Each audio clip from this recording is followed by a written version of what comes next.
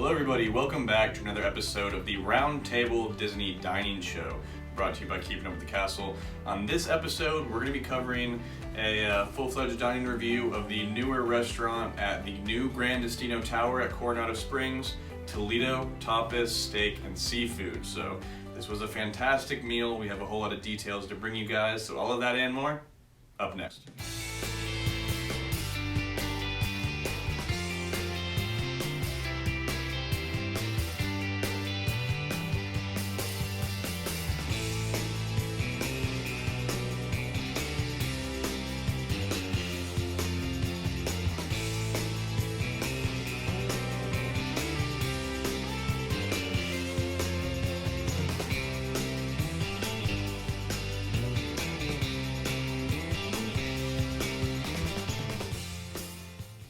Welcome back to the show, everybody. My name is Colin. I will be your host. Join with me every episode. Co-host Brendan. How you doing? Doing good. Ready for some football today, actually. Yeah. Football season is back. It's near and dear to our hearts, so we're excited about that. But we're going to still bring you all of the Disney news, so don't worry. But we are excited about that. In other news, we're going to be talking about Toledo, like I mentioned today. Yeah. So this is the brand new restaurant on the top of the new Gran Destino Tower at Coronado Springs. So I want to go into it asking what your first thoughts were. We're going to do something separate for the resort, but walking into Toledo, actually, when you got up the elevator and you saw all that. So, when you first get up the elevator, you go take a left, and then you have like the little front desk. The host stand. The host stand. I thought it was a little crowded right there, personally, but it was very nice. It was really elegant. Really elegant. Just had a really classy look to it. That was the only kind of problem I had with it. I felt like we went there for dinner time, and I felt like it was just getting a little crowded right there. Right. But it's I beautiful. enjoyed it. I thought it was really beautiful. And then you walk into Toledo. Yeah, and you can the view. Oh my gosh. Yeah, no, I agree. When I walked in, I was kind of mind blown. The whole resort's beautiful. The Salvador Dali, type of art, design, decor, just combined with beautiful structure was fantastic. And then once you get up to the top of the restaurant, you see like the floor-to-ceiling windows, and you can go out on the balcony out of Toledo or the Dahlia Lounge next door. And that was just incredible. I think that was the most incredible thing about the whole experience was seeing, you can see every park. The water park. You can see the water parks, you can see Everest, you can see Tower of Terror, all of Galaxy's Edge. You can see like all of Batu, like the mountains and everything. Yeah. Really, really cool. So anyways, first impressions were great. It's a beautiful place, but the food, that's why we all go to these restaurants in the first place. Not just for the view, for the food. Yeah. So although I would recommend even going up there if you have time just to take a peek. It's a cool it's a little place. Lounge. Good, Absolutely. Just a good area. But we definitely got a few things. Sarah, Brendan's girlfriend, also had this meal with us. Yeah. She's sick today while we're recording, or we'd have her with us. But we got quite a bit of stuff, and we all shared a few things. So we're gonna go ahead and start with our appetizers. So the first one I wanted to mention first because they actually messed up our order. Yeah. What they ended up bringing us was pretty good, but I was a little disappointed we didn't get what we wanted. Because he was talking up this appetizer so much, we were like, all right, we're gonna get that. Yeah. And then he brought out the other thing. Right. So what we ordered was the savory churros, which is actually a churro without the sugar and cinnamon, and they actually add chorizo grease into the frying oil for the churro to give it that savory flavor. And then there's some seasoning on it. Really cool. We wanted to try that, but instead they brought us the Roja braised chorizo with field onions. So it wasn't bad, but it was just like a chorizo sausage, kind of grilled and cut up. It was it's just cut up, your regular sausage into like little disc. Right. And you guys are gonna be seeing the picture right now, so it was good. It's good. It was just not what I wanted. Yeah, it's not what we ordered. So, but the chorizo, being that it is a Spanish restaurant, it was great chorizo. So we weren't disappointed in that sense, but we wanted that savory churro. But we also had the charred octopus. Yeah, this is kind of what I was most excited for because octopus can either be amazing or it can be awful. This was one of the good ones. Yes. It came in like 6 to 8 inch tentacles. Yeah. And then long pieces, which I like because it shows that it's actually a good, nice piece. Yeah, nice piece.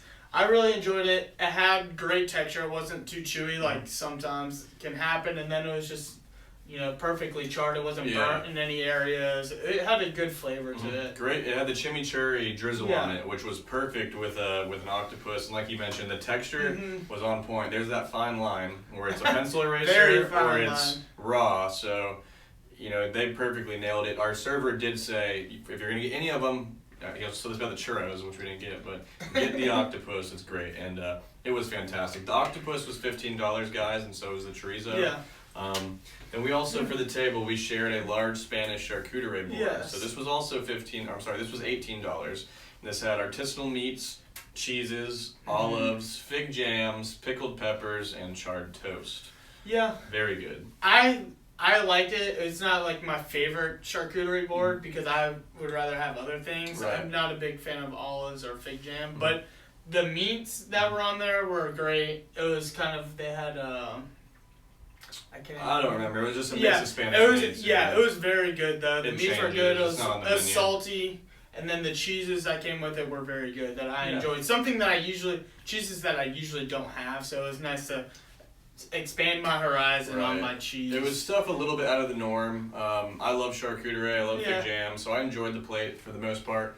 But it was cool just getting something different. And, they were really good at pairing, like Brendan mentioned, the meats and the cheeses together. So it was fantastic. But yeah, and that was $18. So that's not too bad for a charcuterie. It was a good size. Again, you're going to see some pictures, but the plates are pretty good size. So, for that charcuterie board, you got a decent amount. Yeah, and then for entree, I got the hanger steak, crushed new potatoes, salsa verde, green, charred peppers, and yellow peppers. This was fantastic. It was perfectly cooked. I have asked for my steak medium rare always. There's no other way to go. Unless you're eating a filet, you get it rare. But it was absolutely phenomenal. The texture was great. The salsa verde, it was really weird. They must have marinated that hanger steak for a long time because even without the sauce, you could taste it. You could literally taste that salsa verde easy. It was a main part of that steak, and I didn't know how I felt about it in the beginning, but I loved it. Yeah. The more I ate it, I was like, oh my god, this is... I wonder if that has to do with... Because I know Brendan asked the server, do I get the filet or do I get the hanger? And he said, you'd think filet, but this hanger is incredibly flavorful. Yeah, and it was. Yeah. And it was a good portion. I couldn't tell you how big, but I'm probably thinking... Probably 6 ounces? Nah, it was bigger than that. It was probably 10 to 12 ounces. It was a big... I was completely filled off it, so... I'm a big eater. Yeah, I tried some of his steak. It was really good. It was tender, seasoned well, flavorful, melted in my mouth. I don't know how they got that. They must have just, I think they have really good cuts of meat, and like you said, they probably marinated it, seasoned it properly. They knew what they were doing. I had these scallops, so I was excited about this. It was small portions. I wasn't too hungry at this point, so I was a little okay with that.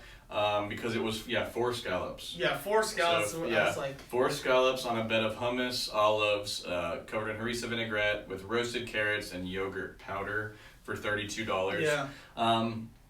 I hate carrots. I'll tell you that. So I think me and Sarah ended up eating them. They were good carrots. Yeah, I don't mess with carrots. But the scallops were cooked perfectly. They were very sweet, caramelized. They were brown nice, not overdone. And that harissa vinaigrette was fantastic. It accompanied it well. I love hummus. Overall, I really, really enjoyed the scallops. For 4 of them, $32. You might want to kind of argue if that's worth it, but after the food I already had eaten and my appetite wasn't really up to par at that point, it worked out well. For $34 for scallops, so that is quite expensive. Right. If I didn't get the appetizers, I would have been disappointed, but the way it worked out, I was okay with it. It did work out. But it was quality food. Yeah. And then Sarah is actually sick today, so she couldn't join us, but she got the golden tile fish with petite potatoes, cauliflower, fennel, Valencia orange sauce. I had probably half of it. Sarah wasn't very hungry. So I had steak and I had tile fish, which was great. It was flaky. It was buttery. I've never had tile fish before, so I didn't know what to expect. Right.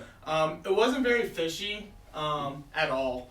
I actually just completely enjoyed this whole meal. I can't speak on it too much, but I would give it a thumbs up. I think that was one of the dishes he actually recommended to us. Yeah, I didn't try the tile fish, but the presentation, the smells, and it was probably a 5 to 6 ounce piece. So for $32 for Disney, that's a good size fish. It was thick. It wasn't like a little thin piece. Yeah. It was a nice size fish. I'd say the tile fish and the hanger steak, you definitely got a landslide compared to the scallops, more of your money's worth. Yeah. But all of the dishes were very flavorful, very, very good. They did a great job. Right. We also had some cocktails. I had one of the house cocktails. It was the A La Prima Manhattan, and this had Elijah Craig 94 proof Kentucky bourbon, Amaro Nonio Quintessencia, whatever that is, La Copa by Gonzalez Baez sweet vermouth, maple syrup, and orange bitters, and this was for $13.50. This was a really, really good Manhattan. Now, there was a lot of stuff going on in there that I wasn't really sure about. But besides the orange, it tasted fairly standard to your normal Manhattan. Yeah. But that orange flavor was really strong, not overbearing, but it was a very delicious drink.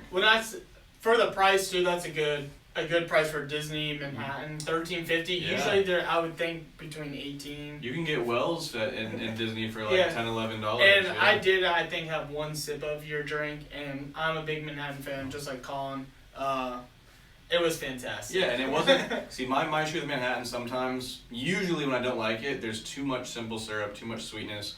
You know, the fact that they had maple syrup and stuff in there, I was concerned, but they nailed it. It was a very good beverage. So.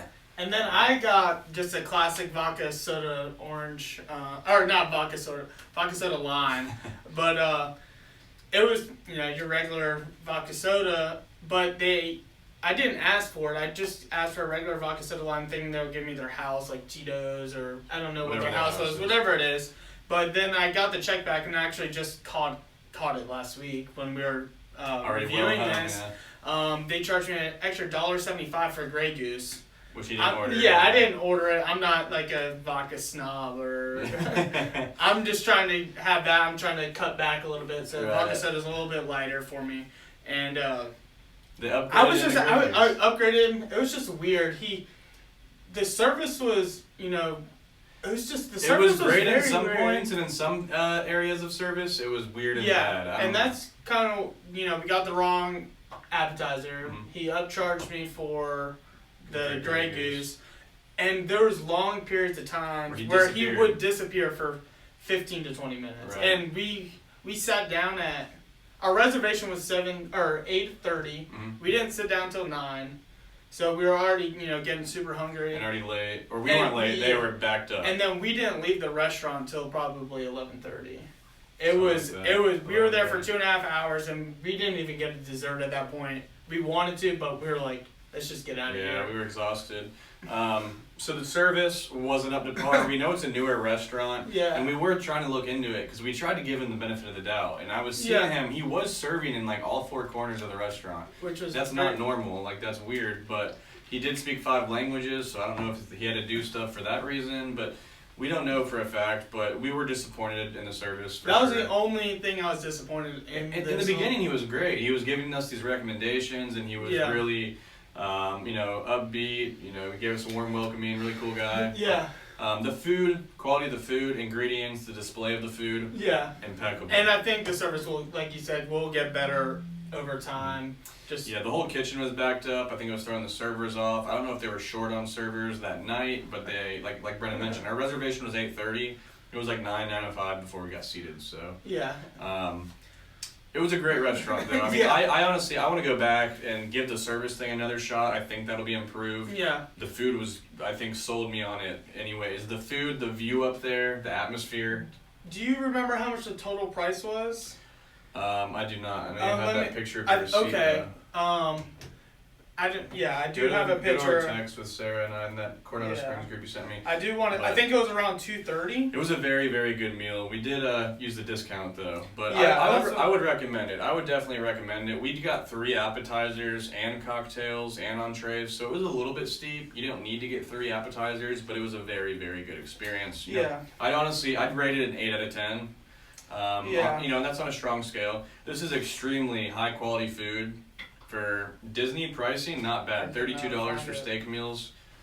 It's pretty good stuff. So. Yeah, I can't find it, but I'm pretty sure before everything it was $2.30, and then usually when you use the tables in Wonderland, 20% off. You get 20% off, but it tips you know, 18. 18%. So it was, I think it was right about 230, After to everything. 225, something like that. So that's not too bad of a price for three people for a nice 70. Probably I think it was $75 per person. And like I said, cocktails, 3 appetizers, entrees. You know, it was a good experience. So we wish the service was better, but like I said, I give it an 8 out of 10. What do you say? I would give it a 7.5 just because of the service. But if they do bring that up, it could easily be an 8.5, 9, because we didn't mention this when you were sitting down. I just love the overhead.